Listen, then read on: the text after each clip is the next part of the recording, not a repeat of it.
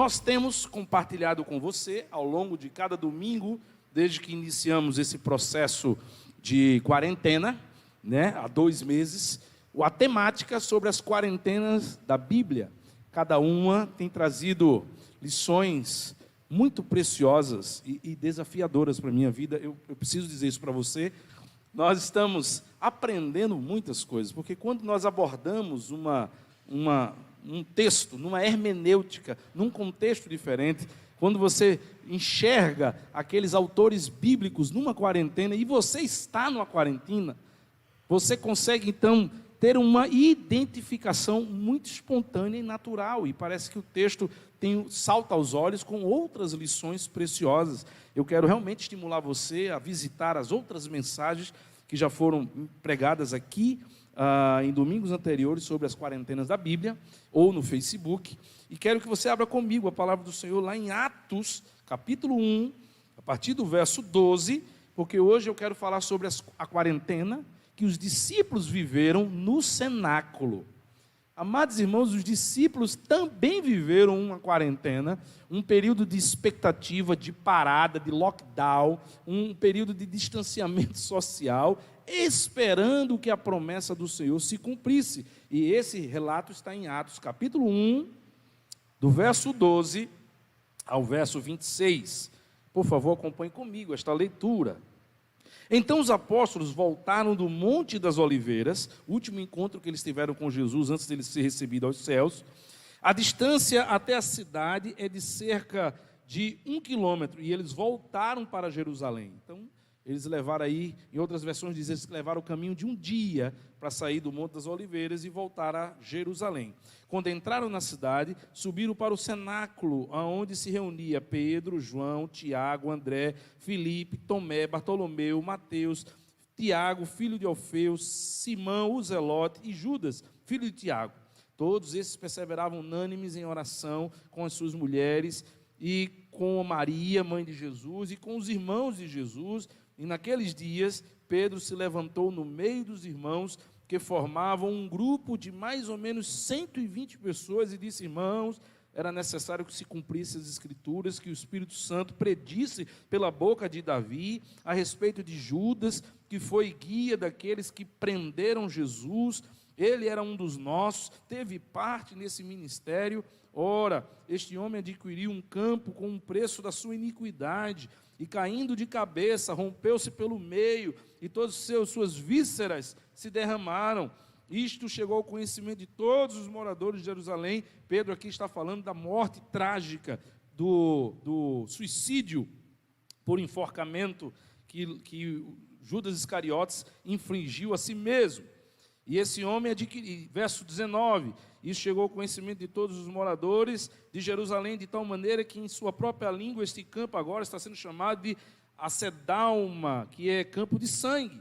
E Pedro continuou, o verso 20, porque estava escrito também no livro de Salmos: fique deserta a sua morada, e não haja que nele habite, e que outro tome o seu encargo. Portanto, é necessário que dos homens que nos acompanharam todo o tempo em que o Senhor Jesus andou entre nós, começando no batismo de João, até o dia em que foi tirado do nosso meio e levado às alturas, um destes se torne testemunha conosco da sua ressurreição. Então propuseram 2 nomes, José chamado Barsabás, depois conhecido como Justo, e Matias, e orando disseram: tu, Senhor, que conheces o coração de todos, revela-nos qual desses 2 tu escolhesse para preencher a vaga neste ministério e apostolado, do qual Judas se desviou, indo para o seu próprio lugar.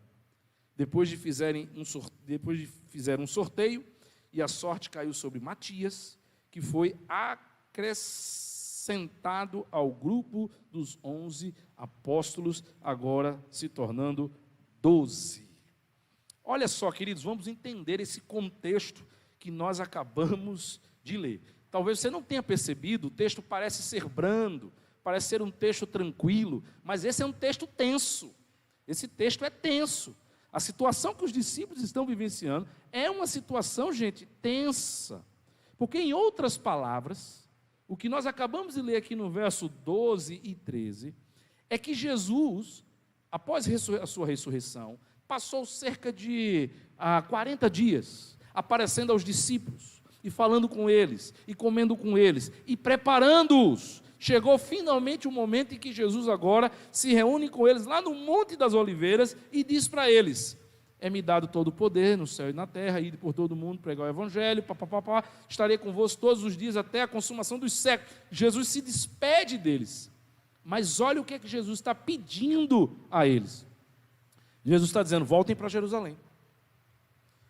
Para você talvez não pareça nada demais, mas Jerusalém foi o local onde tudo começou. Jerusalém foi o local onde Jesus foi crucificado. Jerusalém foi o local onde o corpo de Jesus supostamente foi roubado. Foi onde ocorreu a ressurreição. Jerusalém é onde está lá o Sinédrio e todos aqueles que, por exemplo, reconheceram Pedro. Jerusalém é voltar para o local do crime. Jesus está dizendo para aqueles discípulos que eles seriam revestidos de poder, que o Espírito Santo seria derramado sobre eles, mas escute, até lá eles tinham que voltar para onde tudo começou, eles tinham que voltar para Jerusalém. Como é que eles voltariam para Jerusalém e não seriam descobertos? Como é que eles voltariam para Jerusalém e não seriam presos? Como é que eles voltariam para Jerusalém e não seriam hostilizzados e perseguidos pela multidão? Gente, é o local do crime, e eles agora eram criminosos procurados, porque a Bíblia dirá que o sumo sacerdote subornou os guardas que guardavam o corpo de Jesus, deu dinheiro a eles, para que eles pudessem dizer que os discípulos vieram de noite, enquanto eles dormiam, e roubaram o corpo de Jesus. A Bíblia dirá, queridos, em várias passagens, que essa versão se espalhou, de forma que os romanos estavam à procura do corpo de Jesus, e as pessoas estavam à procura do corpo de Jesus, e para achar o corpo de Jesus, tinha que achar quem? Os discípulos. Então, eles passaram a ser agora procurados, havia recompensa pelas suas cabeças, e Pedro, antes de Jesus ainda morrer, quando foi preso, ele já foi reconhecido circulando. Como é que eles não seriam reconhecidos? É tenso, irmãos. É tenso Jesus chegar para os discípulos e dizer assim: vocês vão receber uma bênção muito especial, o Espírito Santo vai fazer algo tremendo na vida de vocês, mas, por enquanto, voltem para Jerusalém. Por quanto tempo? Quanto tempo a gente vai esperar nesse risco, se escondendo? Por quanto tempo a gente vai ter que ficar lá esperando, e o que é que vai acontecer? Eles não têm informações, eles têm uma promessa, e eles precisam obedecer, e eles voltam então para Jerusalém. Deixa eu dizer uma coisa para você, olhe para mim. Se essa pandemia, ela tem causado em você medo, incertezas, ansiedade, e eu sei que tem, porque eu tenho conversado com muitas pessoas, e frustração, saiba que é isso que as quarentenas fazem com a gente. As quarentenas fazem isso com a gente. Elas causam exatamente isso, porque elas quebram a nossa resistência, elas nos deixam impotentes, elas nos deixam sem resposta, elas nos deixam vulneráveis. As quarentenas nos deixam vulneráveis. Foi isso que os discípulos sentiram quando voltaram, quando foram mandados por Jesus para voltar para Jerusalém. Certamente os discípulos ficaram com medo, com incertezas, com ansiedades. O que vai acontecer? Seremos descobertos, com frustrações. Mas escuta, quem mandou eles para lá de volta? Foi Jesus. Quem mandou eles para a quarentena? Foi Jesus. Quem mandou eles voltarem a Jerusalém e ficarem numa quarentena? Foi Jesus. Apesar do desconforto, Jesus sabia o que ia acontecer com eles no final, sim ou não, gente? Você que está aqui comigo. Você que está me assistindo. Eu e você sabemos o final da história. Apesar de toda essa ansiedade, dessa frustração, Jesus sabia o que ia acontecer ao final desta quarentena. O Espírito Santo ia ser derramado. Eles seriam revestidos do poder. Só que eles não sabiam. E eles tiveram que esperar.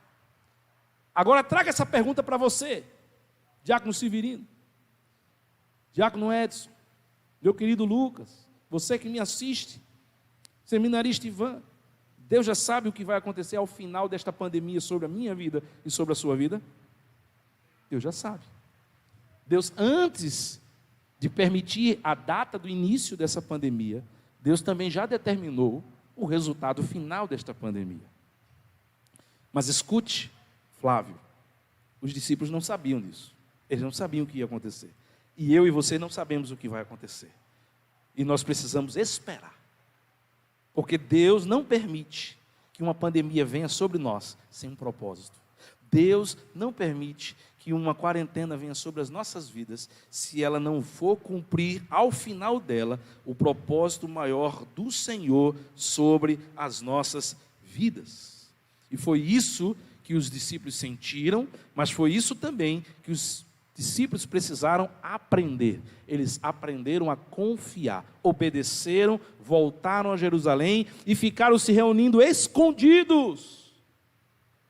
Toda hora e todo dia ameaça de serem descobertos, até que o Senhor completasse a sua obra. Deixa eu dizer para você, passou a quarentena deles, o Espírito Santo foi derramado. Passará essa quarentena sobre a minha vida e sobre a sua vida. Essa pandemia vai passar, Ítalo, vai passar, Inês. Mas a forma como eu e você estaremos esperando poderá ser de forma certa ou errada.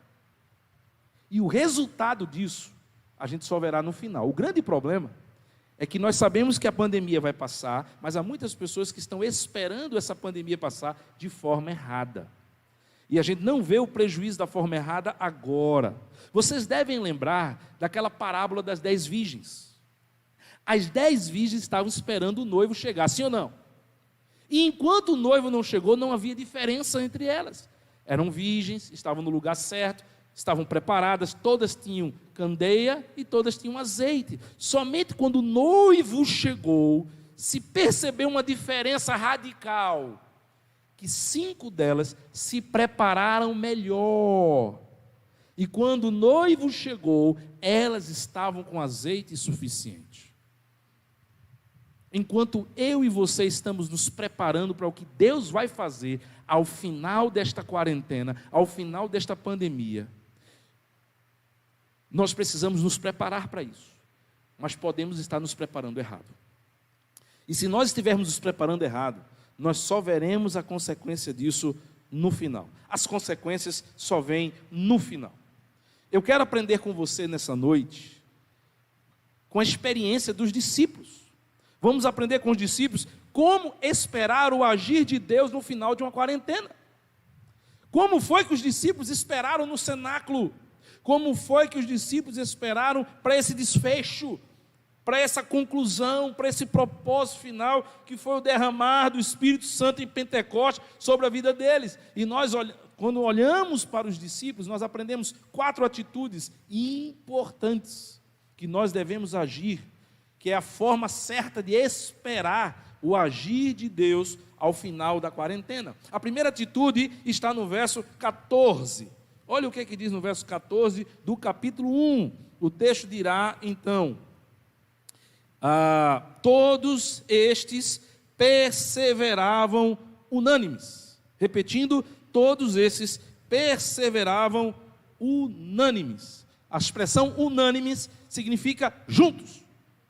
Todos eles perseveravam juntos. O texto dirá que eles perseveravam juntos com as mulheres, com Maria, mãe de Jesus, com os irmãos de Jesus. Verso 15 dirá que esse grupo que esperava junto era quase de 120 pessoas. Quase 120 pessoas que perseveravam esperando juntos. Meu irmão, havia riscos. Se havia risco de uma pessoa ser descoberta, ser reconhecida, e a casa caía para todo mundo, eram 120, quase 120, havia riscos, havia temores. Ou você acha que estava 120 pessoas lá corajosas? Ou você acha que os 120 lá não estavam preocupados com suas esposas, com seus filhos? O que é que poderia acontecer? Havia, queridos, opiniões divergentes, conflitantes? Ou você acha que 120 pessoas reunidas, esperando, todo mundo tem a mesma opinião de tudo, todo mundo quer comer a mesma coisa, todo mundo quer orar na mesma hora, todo mundo quer descansar na mesma hora, todo mundo... Há opiniões conflitantes, havia despesas, Eles estavam tendo que manter a despesa de estarem juntos. Por isso eu quero fazer o destaque na expressão perseveravam. Eles perseveravam unânimes. Significa perseverar. O que significa? Significa um esforço contínuo. Significa uma prioridade, uma convicção. Eles sabiam que tinham que estar juntos. Muitas pessoas só começam a falar de perseverança após a descida do Pentecoste, quando, depois que o Espírito Santo desce, no Atos capítulo 2, fala que eles perseveravam juntos, no partir do pão, nas orações. A expressão perseverança já começa antes. Em Atos capítulo 1, eles já estavam perseverando, eles já estavam se esforçando. Não significa, eu já vi muitas pessoas, e eu acho que vocês já viram também, que às vezes escrevem nos seus status, juntos somos mais fortes. É uma frase que virou mantra, virou um slogan para muita gente. Mas nada adianta uma frase como essa, se na hora da quarentena a gente se afasta de quem deveria estar juntos. Há muitas pessoas que dizem que é forte juntos, mas estão afastadas, estão sumidas, deixaram de dar notícias, não querem também notícias. Amados irmãos, eles perseveravam juntos. A primeira atitude, para quem quer esperar bem o resultado final, o agir de Deus no final de uma quarentena, é aprender com os discípulos que nós precisamos perseverar unânimes, perseverar juntos. A segunda atitude, ainda no verso 14, diz que eles perseveravam juntos, unânimes, em oração. Essa união, essa perseverança nessa união, ela tinha um propósito espiritual. Eles não estavam esperando juntos, porque era gostoso, porque era conveniente. Não, era perigoso. Se era perigoso para um só circular, imagine 120. Muito mais fácil ser descoberto um grupo de 120, já que eles eram todos fora da lei, procurados por causa do corpo de Jesus. Eles não estavam juntos porque era para dividir o pão, eles não estavam juntos para ter um momento de sociabilidade, para ninguém se sentir sozinho. Não, queridos, essa união tinha um propósito espiritual. Eles perseveravam unânimes em oração, eles perseveravam juntos com o propósito de adorar a Deus e fortalecer o espírito. Eles estavam juntos para buscar ao Senhor juntos, eles estavam juntos para se fortalecer juntos, eles estavam juntos para orar juntos. Agora, compreenda o que eu vou chamar de incoerência. Quando muitas pessoas não veem problemas de estarem sentados numa calçada com vizinhos, ou quando visitam amigos para comer uma pizza, ou elas não se sentem constrangidas de irem para o trabalho ou atender um cliente porque precisam trabalhar, ou se juntar com os amigos para no final de semana passar o tempo jogando Xbox, elas não veem nenhum constrangimento de pegar um ônibus ou de ir num supermercado, mas às vezes ficam cheias de critérios e restrições quando as atividades são da igreja. Eu tenho visto pessoas que quando se pensa em fazer alguma coisa com uma ação de sexta-feira para os desabrigados na rua, colocam muitos impedimentos. É uma inversão de prioridades. Se alguém está agindo assim, se alguém de repente é capaz de ligar para clientes para vender o seu produto, mas não é capaz de ligar para alguém da sua igreja para perguntar como está, isto é incoerência. Eles perseveravam unânimes em oração, porque eles entenderam que o recado de Jesus e a vontade do Senhor para eles é que Jesus queria que eles estivessem juntos em oração, eles estivessem juntos, um orando pelo outro, eles estivessem juntos, um encorajando o outro. E meu irmão, mas eu lhe garanto que o medo e a ansiedade e a frustração que muitas pessoas estão sentindo agora é maior porque elas se afastaram da igreja. As pessoas que eu tenho visto mais frustradas, com medo ou ansiosas, são pessoas que se afastaram da igreja. São pessoas que se afastaram do contato da igreja. São pessoas que deixaram de servir ao Senhor. São pessoas que deixaram de ser fortalecidas espiritualmente. Deixaram de perseverar juntas em oração. A terceira atitude que nós aprendemos com os discípulos de como nós devemos esperar o agir do Senhor após uma quarentena, olhando para os discípulos, amados irmãos, está no verso 15 e no verso 16. Diz assim o texto: naqueles dias, Pedro se levantou no meio dos irmãos, que formavam o grupo de mais ou menos 120 pessoas, e disse, olha o que Pedro disse: irmãos, era necessário que se cumprissem as Escrituras, que o Espírito Santo profetizou pela boca de Davi, a respeito de Judas, que foi guia daqueles que prenderam a Jesus, e no verso 20 ele chega a citar a palavra do Senhor, como ele diz, portanto, é como estava escrito no livro de Salmos, fique deserta a sua morada, e não haja quem nela habite. Interessante, irmãos, esses irmãos perseveravam juntos, primeira atitude, juntos em oração, segunda atitude, e eles perseveravam juntos em oração e em estudo das Escrituras. Porque a primeira passagem que você vê desses discípulos no cenáculo, no único capítulo que registra esse período que os discípulos estão de quarentena, no cenáculo, você vê Pedro evocando as Escrituras, você vê Pedro analisando as Escrituras. Por favor, meu irmão, acredite no que eu vou lhe dizer, porque eu tenho plena convicção. Você não pode esperar sentir a paz de Deus e a esperança da boa, perfeita e agradável vontade do Senhor na sua vida com a sua Bíblia fechada. Escute, você jamais experimentará a sabedoria de Deus e a paz que excede todo o entendimento, se sua Bíblia se mantiver fechada. Eu vou mais. Quem não aprender a gostar de ler a Bíblia nesta pandemia, terá vivido o maior fracasso da sua vida. Sabe por quê, queridos? Porque não há mais desculpa. Não há mais desculpa. Ninguém pode dizer que não tem tempo para ler a Bíblia. Ninguém pode dizer que o momento que estamos vivendo, que é angustiante, não é um momento oportuno para ler a Bíblia. Ninguém poderá dizer que não precisa ter sabedoria de Deus para tomar decisões nesse momento de pandemia. O momento mais oportuno, mais urgente, mais necessário, mais pedagógico para eu e você aprendermos a gostar de ler a Bíblia é agora. Mas se eu e você não aprendermos a gostar de ler a Bíblia nessa pandemia, nós teremos vivido o maior fracasso da nossa vida. Quando a pandemia passar, isso não é profecia. Eu não vou profetizar coisa ruim, mas é um diagnóstico. Quando essa pandemia passar, nós veremos provavelmente uma grande revolução radical nas igrejas. Eu já conversei isso com alguns dos nossos seminaristas. Eu penso que nós teremos uma revolução radical nas igrejas de um modo geral.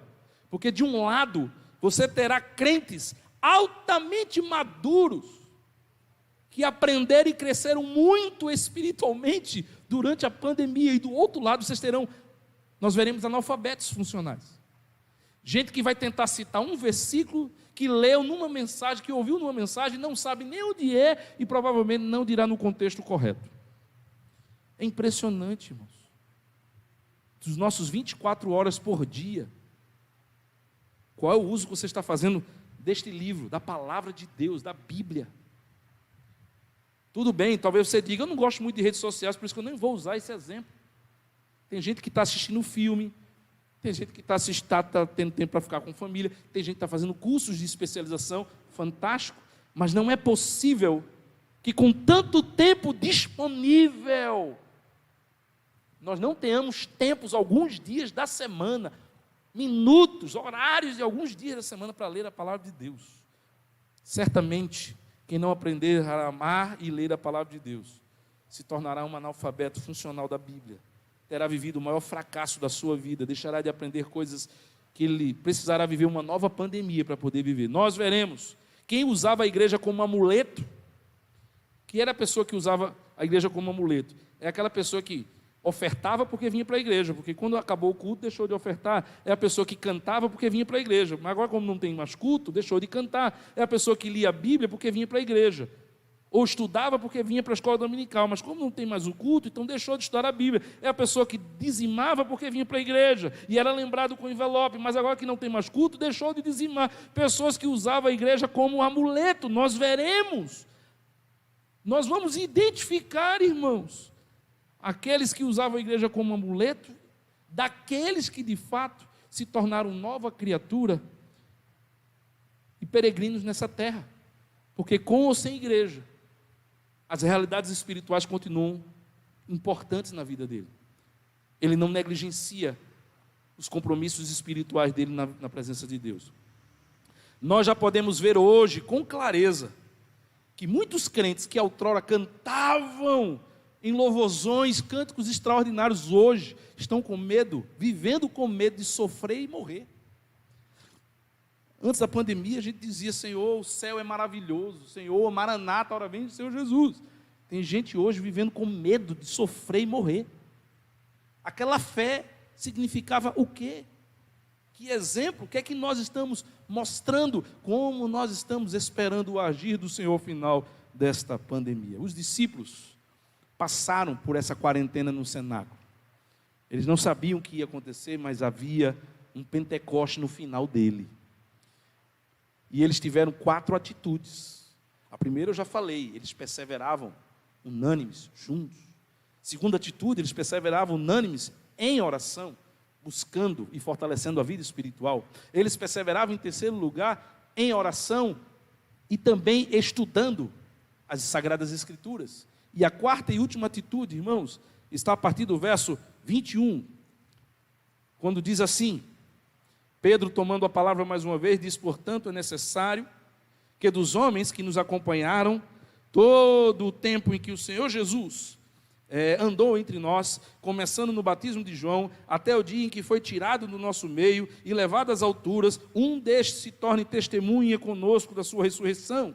E então propuseram 2, José, chamado Barsabás, também conhecido como Justo, e Matias, e orando disseram: Senhor, tu conheces o coração de todos, revela-nos quem dos 2 escolhesse para ocupar o apostolado. Verso 26, lançaram sorte, caiu sobre Matias, e ele foi acrescentado ao grupo dos 11 apóstolos. Que é isso? Eles perseveravam, eles estavam em quarentena, mas eles estavam planejando o serviço do Senhor.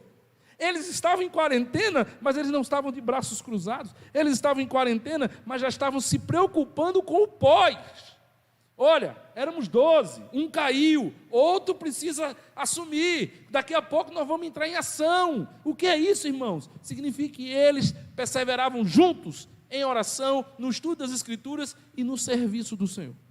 Eles estavam de quarentena porque se saíssem do cenáculo poderiam ser descobertos, poderiam ser mortos, poderiam ser maltratados, poderia dar tudo errado.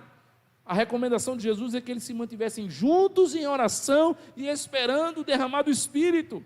Mas eles estavam, amados irmãos, planejando o serviço do Senhor. Suas vidas estavam em constante perigo naquele cenáculo, mas eles não cruzaram os braços, eles não se tornaram apáticos à missão. Eles estavam esperando o agir do Senhor, que eles não sabiam quando e como iria acontecer, como nós sabemos em Atos capítulo 2, mas eles estavam se planejando para o futuro, eles estavam se reorganizando em equipe, eles estavam completando de novo o grupo dos 12 apóstolos. O foco deles é que a missão continua. Eles não estavam preocupados, sofrendo, lamentando, dizendo: oh meu Deus, até quando? Quando é que vai acabar essa pandemia? Eu não aguento mais. Não, eles já estavam dizendo: ela vai passar, e quando passar é preciso que já haja 12 de novo, é preciso que a equipe esteja completa, porque o Senhor vai usar. A melhor forma, queridos, de nós esperarmos o que o Senhor fará ao final desta quarentena, é perseverarmos juntos, em oração, no estudo das Escrituras e servindo ao Senhor. Durante uma quarentena, tudo muda,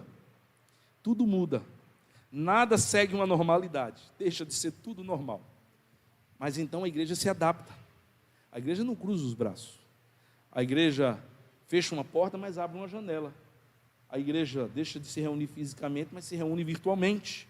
A quarentena muda tudo. E a igreja, então, se adapta. A gente não perde o compromisso, a gente não perde a responsabilidade. Você não pode estar saindo de casa, mas você poderia usar melhor o seu celular para ligar para as pessoas que precisam, para fazer parte de grupos da igreja que estão sendo relevantes na vida de alguém. Se não está tendo cultos, mas você pode imaginar que as despesas aumentam, que mais pessoas estão passando necessidade. Então você poderia dizer: como estão os nossos irmãos? Está passando alguém necessidade? Está aqui o meu dízimo, está aqui uma oferta a mais, eu quero ajudar, eu não posso sair porque eu sou do grupo de risco, mas eu quero ajudar. Eles estavam de quarentena, irmãos, mas eles estavam juntos no serviço do Senhor. O que é que eles podiam fazer? Nada fora do cenáculo. Mas eles fizeram muita coisa dentro do cenáculo. Eles escolheram o 12º apóstolo mais uma vez. O que é que você pode fazer dentro de casa? Muita coisa. O que é que você pode fazer virtualmente? Muita coisa. O que é que você pode fazer com seus poucos recursos? Muita coisa. O que é que você pode fazer com seus dons? Muita coisa. O que é que você pode fazer com metade da sua feira? Muita coisa. O que é que você pode fazer com o seu transporte? Muita coisa. Muita coisa. Muita coisa pode e precisa ser feita. Essa igreja tem feito. Já ajudou pessoas com necessidade de sangue, já ajudou pessoas com necessidade de comida, já ajudou pessoas enfermas, idosos, pessoas que estavam precisando de atenção, já ajudou pessoas de diversas formas, já ajudou pessoas com necessidades materiais, com remédios. Precisamos estar envolvidos no serviço do Senhor. Como eu disse no início, e eu concluo lembrando você dessa palavra. A pandemia ela vai passar, como aquela quarentena dos discípulos passou. Deus vai agir ao final dela, como Ele agiu ao final da quarentena dos discípulos, derramando o seu Espírito Santo no Pentecostes. Mas da forma como eu e você estaremos esperando, fará toda a diferença. Se esperarmos da forma correta, como os discípulos esperaram, nós poderemos sair muito melhores. Nós já poderemos ser muito melhores agora. Mas se nós esperarmos da forma errada, nossos filhos sofrerão, nossos cônjuges sofrerão, nossos familiares sofrerão, nossa igreja sofrerá. Nós perderemos de aprender e de experimentar milagres de Deus sobre as nossas vidas. Eu quero orar por você. Senhor, eu quero colocar a vida desses que estão nos ouvindo agora. Em nome de Jesus, Senhor, tome conta de cada pessoa que nos assiste ao vivo, ou de alguém que esteja nos ouvindo, ó Deus, ao longo da semana. Talvez já faça um mês que essa mensagem passou, mas a Tua palavra não volta vazia, ela é viva, eficaz, ela é sempre atual, que ela produza o efeito. Que o Teu servo que agora está orando comigo, consagre a sua vida, reveja as suas atitudes e aprenda com os discípulos a ter as atitudes corretas de quem espera o Senhor agir ao final de uma quarentena. Os discípulos estavam prontos. Quando o Pentecostes chegou, eles estavam prontos. Perseveraram juntos em oração, no estudo das Escrituras, no serviço do Senhor. Eles estavam prontos. Queremos estar prontos, Senhor. Usa as nossas vidas e nos abençoa, em nome de Jesus. Amém.